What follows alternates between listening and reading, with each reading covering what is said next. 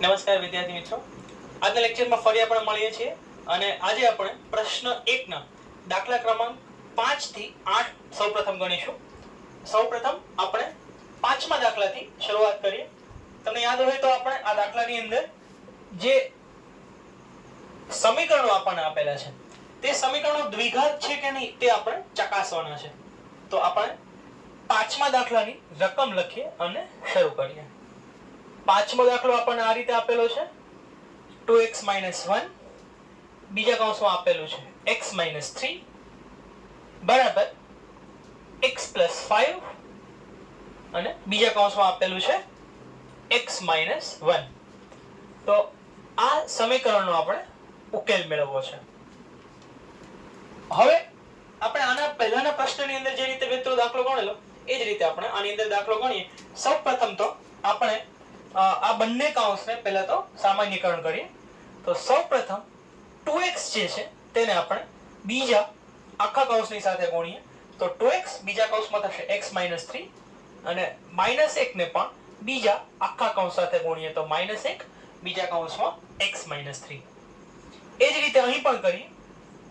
x ને બીજા આખા કૌંસ સાથે ગુણીએ એટલે x - 1 અને એ જ રીતે આપણે +5 ને પણ બીજા આખા કૌંસ સાથે ગુણીએ એટલે x - 1. તેથી હવે આપણે ગુણાકાર કરતા જઈએ. 2x ને x સાથે ગુણીએ તો બંને x નો ગુણાકાર થઈને મને 2x² મળશે. 2x ને -3 સાથે ગુણીએ તો 2 તેરીને 6 x આપણે લખીએ અને માઈનસની નિશાની મૂકીએ. -1 x સાથે ગુણાઈને -x આપશે. -3 અને -1 ગુણાઈને 3 એકાને 3 આપશે અને માઈનસ ગુણાઈને પ્લસ થઈ જશે.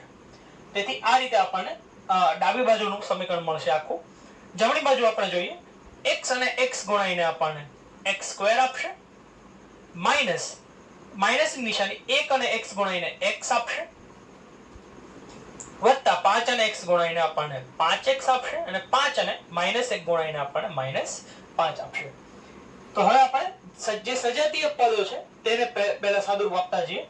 સૌપ્રથમ જુઓ કે 6x અને x આ બંને સજાતીય પદો છે. તેથી આપણે લખીએ 2x² ને આપણે જેમના તેમ રહેવા દઈએ. 6x અને x બંનેની નિશાનીઓ સમાન છે. સમાન નિશાની હોય તો સરવાળો કરવાનો છે આપણે. તો 6x અને x નો સરવાળો થશે 7x અને મોટા અંકની નિશાની મોટો અંક છે 6 ની નિશાની માઈનસ તેથી માઈનસ વત્તા 3 બરાબર x² ને આપણે જેમના તેમ રહેવા દઈએ.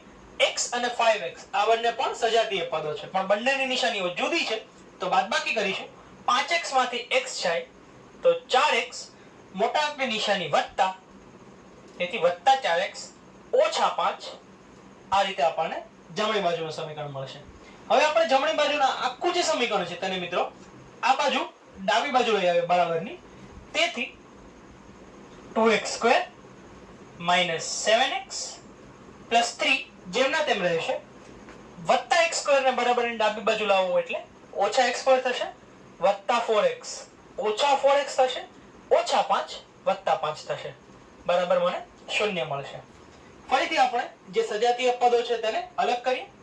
તો 2x² અને x² બંને સજાતીય પદો છે. બંનેની નિશાની જુદી છે તેથી આપણે બંનેની બાદબાકી કરીશું. 2x² માંથી x² ને બાદ કરીએ એટલે x² બચે અને ફરીથી આપણે મોટા અંકની નિશાની મોટો અંક છે 2 તેની નિશાની છે ધન તે મૂકીએ એટલે x² મળશે. હવે બીજું જે છે તે 7x અને 4x આ બંને પણ સજાતીય પદો છે. તો 7x અને 4x બંનેની નિશાનીઓ સમાન છે. સરવાળો કરીશું 7 અને 4 11x મળશે અને મોટા અંકની નિશાની મોટો અંક છે 7 ની નિશાની માઈનસ તેથી માઈનસ મૂકીશું અને આ બંને પણ સરખી બંને સમાન છે. 3 અને 5 બંનેની નિશાની વત્તા છે તેથી 3 અને 5 નો આપણે સરવાળો કરીશું તો 5 ને 3 આપણને મળશે 8. તેથી x² ઓછા 11x ઓછા 8 આ રીતે આપણને જવાબ મળશે. તેથી આપણે કહી શકીએ કે આપણું આ જે સમીકરણ છે તે દ્વિઘાત સમીકરણ છે. કેમ કે આપણે લખીએ કે જેનું સ્વરૂપ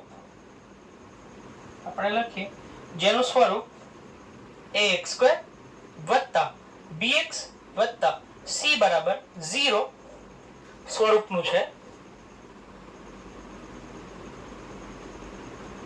તેથી આપણે લખીએ કે આપેલ સમીકરણ એ દ્વિઘાત સમીકરણ છે.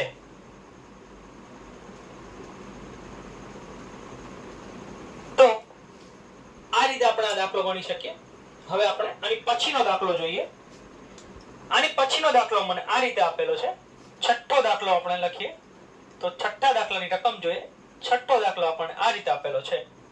x² વત્તા 3x વત્તા 1 બરાબર x - 2 નો હોલ સ્ક્વેર. આ રીતે આપણને આ દાખલો આપેલો છે. તો આપણે આનો ઉકેલ મેળવીએ.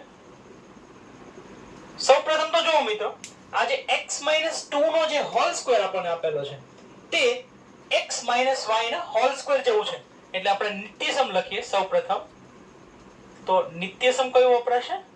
નિત્યસમ આવું થશે: x - y નો હોલ સ્ક્વેર. તમે ચાહો તો વિડિયો પોઝ કરો અને આ નિત્યસમ જે છે તેને યાદ કરો અને ફરી લખવાની કોશિશ કરો. તો x - y સ્ક્વેર બરાબર x² - 2xy વત્તા y સ્ક્વેર થશે. તેથી હવે આપણે લખીએ, ડાબી બાજુને આપણે જેમની તેમ રહેવા દઈએ. x² વત્તા 3x વત્તા 1 તેને આપણે જેમના તેમ રહેવા દઈએ. હવે આપણા માટે આ જે છે તે x છે અને આ જે છે તે y છે. તો આપણે x² લખીએ. x બરાબર x જ છે, તેથી x² એટલે x² થશે ઓછા 2 x બરાબર x, y બરાબર 2 પ્લસ y બરાબર આપણે 2 મૂકવાના છે તો 2 નો વર્ગ. આ રીતે થશે. તેથી ડાબી બાજુને આપણે જેમની તેમ લખીએ. x² વત્તા 3x plus 1 is equal to x² minus 4x plus 4. આ રીતે મને ડાબી બાજુ મળશે, સોરી જમણી બાજુ મળશે. જમણી બાજુના સમીકરણને આપણે ડાબી બાજુ લઈને આવીએ. તેથી આ ડાબી બાજુને આપણે જેમની તેમ રહેવા દઈએ. x² વત્તા 3x વત્તા 1. x² ને ડાબી બાજુ લાવું તો -x², 4x ને ડાબી બાજુ લાવું તો વત્તા 4x અને પ્લસ 4 ને ડાબી બાજુ લાવું તો ઓછા 4. આ રીતે મને આખું સમીકરણ મળશે. વત્તા x² અને ઓછા x² કેન્સલ આઉટ થઈ જશે. 3x અને 4x બંને સજાતીય પદ છે. બંનેનો સરવાળો કરીએ તો 3 ને 4 7.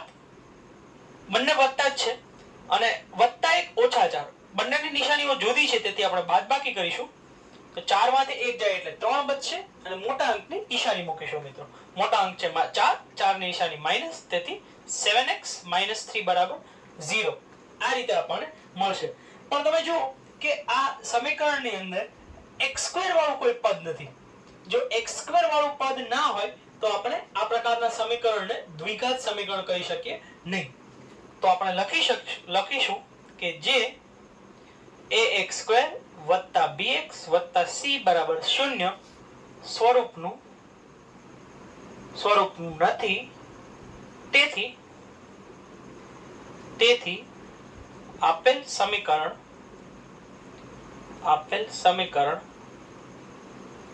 દ્વિઘાત સમીકરણ નથી. તો આ રીતે આપણે કોઈ સમીકરણ દ્વિઘાત છે કે નથી તે ઓળખી શકીએ. તો એ જ રીતે આપણે આ દાખલાની પછીનો દાખલો પણ ગણીએ. આપણે 7મો દાખલો આ પ્રશ્નનો ગણવાની કોશિશ કરીએ. હવે તો 7મો દાખલો જે છે તેની રકમ આપણે લખીએ. 7મો દાખલો મને આ રીતે આપેલો છે. 7મો દાખલો આપેલો છે x વત્તા 2 આખાનો ઘન બરાબર 2x કૌંસમાં x² - 1. આ રીતે મને આખો દાખલો આપેલો છે. તો હવે આપણે આનો ઉકેલ શોધવાની કોશિશ કરીએ. હવે તમે જુઓ મિત્રો કે અહીં આપણને જે ડાબી બાજુ આખું જે સમીકરણ આપેલું છે x + 2 નો ઘન તે x + y ના ઘન જેવું નિત્યસમ છે. તો નિત્યસમ આપણે સૌપ્રથમ અહીં લખીએ. તમે ચાહો તો વિડિયો પોઝ કરી અને નિત્યસમ યાદ કરવાની કોશિશ કરો.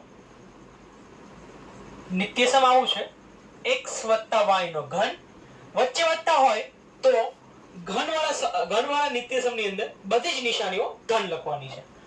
તો હવે આપણે લખીએ x નો ઘન વત્તા y નો ઘન વત્તા 3x2y વત્તા xy². તો આ રીતે મને આપણને નિત્યસમ આપેલું છે. તો આ નિત્યસમ આપણે વાપરીએ. આ x લઈશું અને 2 ની કિંમત આપણે y લઈશું. આ રીતે આપણે સમીકરણ લખીએ. તો હવે આપણે લખીએ x બરાબર x જ લઈશ, તેથી x નો ઘન એટલે મને x નો ઘન જ મળશે વત્તા y નો ઘન, y બરાબર 2 છે, 2 નો ઘન થશે 8, 2 દુ 4 દુ 8 વત્તા 3x2y, x આપેલો છે x, તેથી x નો વર્ગ જ થશે, y બરાબર છે 2, તેથી 2 મૂકું વત્તા xy², x ની કિંમત x જ છે, y ની કિંમત છે 2, તેથી 2 નો વર્ગ. આ રીતે મને મળશે બરાબર. 2x ને x² ની સાથે ગુણીશ તો x અને x² ગુણાઈને x નો ઘન આપશે ઓછા 2x 1 ની સાથે ગુણાઈને 2x આપશે. તેથી હવે હું લખું x નો ઘન વત્તા 8 વત્તા 3 મોટા કૌંસની અંદર આપણે લખીએ 2x², 2x² ની સાથે ગુણાઈને 2x² આપશે, 2 નો વર્ગ એટલે 4 એટલે વત્તા 4x. આ રીતે આપણને મળશે બરાબર 2x³ - 2x. આ રીતે આખું સમીકરણ આપણને મળશે. હવે આપણે લખીએ x³ વત્તા 8, 3 ને અંદર ગુણી દઈએ તો 3 દુ ને 6x², 3 4 ની સાથે ગુણાઈને 12x આપશે, 3 ચોક ને 12. અને આ જમણી બાજુ આપણને મિત્રો જે સમીકરણ આપેલું છે તે સમીકરણને આપણે હવે ડાબી બાજુ લઈ આવીએ. 2x³ ને ડાબી બાજુ લાવું વત્તામાંથી ઓછા થઈ જશે, ઓછા 2x³ અને ઓછા 2x ને ડાબી બાજુ લાવું એટલે વત્તા 2x થશે. તો આ રીતે આખું સમીકરણ મને મળશે. તો હવે આપણે આ સમીકરણમાં જેટલા પદો ઉડી શકતા હોય તેને ઉડાડીએ, બાકીનાનો સાદુરૂપ આપીએ. તો જો x³ અને 2x³ આ બંને સજાતીય પદો છે અને બંનેની નિશાનીઓ વિરુદ્ધ છે. x³ ની ધન અને 2x³ ની ઋણ છે. તો બંનેને આપણે બાદબાકી કરીશું. 2x³ માંથી x³ જાય તો x³ બચશે અને મોટા અંકની નિશાની મૂકીએ. મોટો અંક છે 2, 2 ની નિશાની માઈનસ, તેથી -x³. 8 ની સાથે બીજું કોઈ સજાતીય પદ નથી, તેથી તેને આપણે છેલ્લે લખીએ 6x². જો 6x² ની સાથે પણ બીજું કોઈ સજાતીય પદ નથી, તેથી 6x² લખીએ વત્તા 12x અને 2x આ બંને જે છે તે સજાતીય પદો છે. બંનેની નિશાની ધન છે, સરવાળો કરીએ 12x અને 2x 14x, મોટા અંકની નિશાની પ્લસ અને વત્તા 8. આનો આપણે સાદુરૂપ આપી દીધું, 6x² નું સાદુરૂપ આપી દીધું, 12x અને 2x નું પણ સાદુરૂપ આપી દીધું. બચ્યો 8, 8 ને આપણે છેલ્લે લખી દઈએ તો વત્તા 8 બરાબર 0. હવે જો આમાંથી ઋણ નિશાની મિત્રો કોમન લઈ લો તો આવું થશે ઋણ નિશાનીને કોમન લઈ લો તો x³ બધી જ નિશાનીઓ બદલાઈ જશે, વત્તા 6x² ની બદલે ઓછા 6x² થઈ જશે, વત્તા 14x ની બદલે ઓછા 14x થઈ જશે, વત્તા 8 ની બદલે ઓછા 8 થઈ જશે બરાબર 0. અથવા તો આપણે એને -1 બહાર લીધો એવું પણ કહી શકીએ. બીજું કશું બહાર નહીં નીકળે તો -1 ને આપણે બહાર કાઢી શકીએ એવું કહી શકીએ. તો -1 ને જો હું બહાર કાઢું તો બધામાં નિશાનીઓ જે છે તે બદલાઈ જશે. હવે આ -1 જે છે તે બરાબરની સામેની બાજુ જશે. બરાબરની સામેની બાજુ 0 ના છેદમાં જાય એટલે ફરીથી 0 બની જશે. તેથી મને મળશે કે x³ ઓછા 6x² ઓછા 14x ઓછા 8 બરાબર 0. હવે તમે જુઓ કે આ સમીકરણ જે છે તેમાં પ્રથમ પદ x³ વાળો છે એટલે x² વાળું પદ આપણને જોઈએ. મહત્તમ ઘાત 3 હોય તો આ દ્વિઘાત નહીં પરંતુ ત્રિઘાત સમીકરણ થાય. તો આ સમીકરણ દ્વિઘાત સમીકરણ નથી. તો આપણે લખીએ કે જે ax સ્ક્વેર વત્તા bx વત્તા c બરાબર શૂન્ય સ્વરૂપનું નથી, તેથી આપણે લખીએ કે તેથી આપેલ સમીકરણ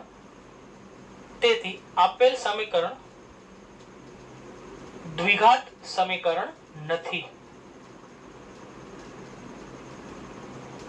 તો આ રીતે આપણે આ દાખલો ગણી શકીએ. હવે આપણે આની પછીનો દાખલો 8મો અને છેલ્લો દાખલો આ પ્રશ્નનો જોઈએ. તો હવે આપણે 8મા દાખલાની રકમ લખીએ મિત્રો. 8મો દાખલો આપેલો છે આપણે. 8મો દાખલો આપણે જોઈએ. 8મો દાખલો આપેલો છે x³ - 4x² - x + 1 = x - 2 નો ઘન. આ રીતે આપણને આ આખો દાખલો આપેલો છે. હવે આ જે દાખલો 7મો દાખલો આપણે જોયો તેની અંદર x + 2 નો ઘન હતો અને અહીં x - 2 નો ઘન છે. એટલે કે પહેલામાં આપણે જે નિત્યસમ વાપર્યો તે x + y³ વાળો હતો. હવે આપણે જે નિત્યસમ વાપરીએ છીએ તે x - y વાળું વાપરીશું. તો ફરીથી તમે વિડિયો પોઝ કરીને નિત્યસમ લખી શકો. નિત્યસમ આવું થશે. નિત્યસમ છે x - y નો ઘન બરાબર, જો ઘનમાં માઈનસ હોય તો બધી જ નિશાનીઓ આપણે માઈનસ લખીશું. એટલે કે x નો ઘન ઓછા y નો ઘન ઓછા 3 x²y ઓછા xy². આ રીતે આપણને નિત્યસમ મળશે. હવે x ને આપણે x કહીશું અને 2 ને આપણે y કહીશું. તો હવે આપણે આના આધારે આપણે દાખલો ઉકેલીએ. તો ડાબી બાજુને આપણે જેમનું તેમ રહેવા દઈએ. તો x નો ઘન ઓછા 4x² ઓછા x વત્તા 1 બરાબર. હવે જમણી બાજુ જે છે તે આપણે આ નિત્યસમ લાગુ પાડીશું. તો x નો ઘન એટલે x નો ઘન જ થશે ઓછા y નો ઘન. y બરાબર મને 2 આપેલો છે તો 2 નો ઘન એટલે 8 ઓછા 3 કૌંસમાં આપણે લખીએ x²y લખવું છે મારે. તો x બરાબર x જ છે તો x² બરાબર x² જ થશે. y બરાબર 2 છે તો y બરાબર હું 2 લખીશ ઓછા xy². x બરાબર x છે અને y બરાબર 2 છે તો 2 નો વર્ગ લખીશ. તો આ રીતે મને જમણી બાજુનું આખું સમીકરણ મળશે. તેથી આપણે લખીએ x³ ઓછા 4x² ઓછા x + 1 = x³ - 8 - 3 અને કૌંસની અંદર 2x² ઓછા 2 નો વર્ગ એટલે 4 ઓછા 4x. આ રીતે મને આખું સમીકરણ મળશે. તેથી હું લખું તેથી x³ ઓછા 4x² ઓછા x + 1 બરાબર x³ ઓછા 8. હવે આ 3 જે છે મિત્રો ઓછા 3 એ કૌંસની સાથે ગુણાશે. તો 3 × 6 ઓછાની નિશાની છે એટલે ઓછા 6x² ઓછા ઓછા વત્તા થઈ જશે. 3 અને 4 ગુણાશે એટલે 12x મળશે એટલે મને વત્તા 12x. આ રીતે આખું સમીકરણ મળે છે. તો હવે આપણે જે જમણી બાજુ જે મળેલું આપણને જે સમીકરણ છે એ સમીકરણને આપણે સૌપ્રથમ ડાબી બાજુ લઈ આવીશું અને બધા જ જે પદો છે તેની નિશાનીઓ આપણે ઉલટાવી દઈશું. તેથી આપણને આ રીતે મળશે x³ ઓછા 4x² ઓછા x + 1 બરાબર x³ વાળું જે પદ છે તેને આપણે ડાબી બાજુ લઈ આવીએ તો ઓછા x³ થશે. ઓછા 8 માંથી વત્તા 8 થઈ જશે. ઓછા 6x² માંથી વત્તા 6x² થઈ જશે અને વત્તા 12x માંથી ઓછા 12x થઈ જશે બરાબર 0. આ રીતે આપણને આખું પદ મળશે. તો હવે જેટલા પણ પદ કેન્સલ થતા હોય તેને કેન્સલ કરીએ. x³ અને x³ વત્તા x³ ઓછા x³ ઉડી જશે. 4x² અને 6x² આ બંને સજાતીય પદો છે તો આપણે બંનેનો સરવાળા બાદબાકી કરીએ. બંનેની નિશાની વિરુદ્ધ છે તો બાદબાકી કરીશું. 6 માંથી 4 જાય તો 2x² વધશે. મોટા અંકની નિશાની મોટો અંક છે વત્તા, તેથી વત્તાની નિશાની જ રાખીશું. -x અને -12x આ પણ બંને સજાતીય પદો છે તો આ બંનેનો પણ સરવાળો બાદબાકી કરી શકાય. બંનેની નિશાની સમાન, તેથી સરવાળો કરીશું. 12x અને 1x એટલે 13x. મોટા અંકની નિશાની માઈનસ, +1 અને +8 એટલે +9. તો 2x² - 13x + 9 બરાબર 0. આ રીતે આપણને આખું સમીકરણ મળશે. આ સમીકરણ એ x² + bx + c બરાબર 0 સ્વરૂપનું છે. તેથી આપણે કહી શકીએ કે તેથી આપેલ સમીકરણ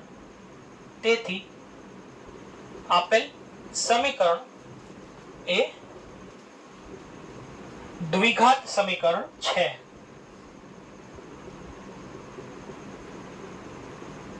તો પ્રશ્ન 1 ની અંદર આપણને આટલા દાખલાઓ આપેલા હતા અને આ દાખલાઓ આપણે અહીં પૂર્ણ થયા.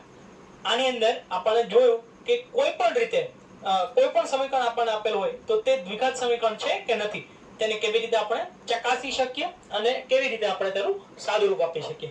તો આ રીતે મિત્રો તમને કોઈ પણ દાખલો આપેલા હોય, કોઈ પણ સમીકરણ આપેલું હોય, તમે હંમેશા એને સાદુરૂપ પહેલા આપી દો. તેની માટે જેટલા પણ સામાન્ય નિત્યસમો આપણે લખેલા હતા એ નિત્યસમો તમે ખાસ લખી રાખશો અને એને યાદ રાખજો. કેમ કે આ નિત્યસમ આપણે માત્ર બીજગણિતની અંદર જ વાપરીશું એવું નથી, આપણે વારંવાર ગણિતની અંદર એને વાપરતા રહીશું. તેથી તમે આ નિત્યસમો હંમેશા લખીને યાદ રાખો અને નિત્યસમ આપણે સીધા જ આ દાખલાઓની અંદર વાપરીને તે દ્વિઘાત સમીકરણ છે કે નથી તે આપણે સીધું જ ઓળખી શકીએ. આજના લેક્ચર માટે આપણે આટલું જ રાખીએ છીએ. હવે પછીના લેક્ચરની અંદર આપણે જે પ્રશ્ન 2 છે તેના બીજા દાખલાઓ ગણીશું. આજ માટે આટલું જ. Thank you.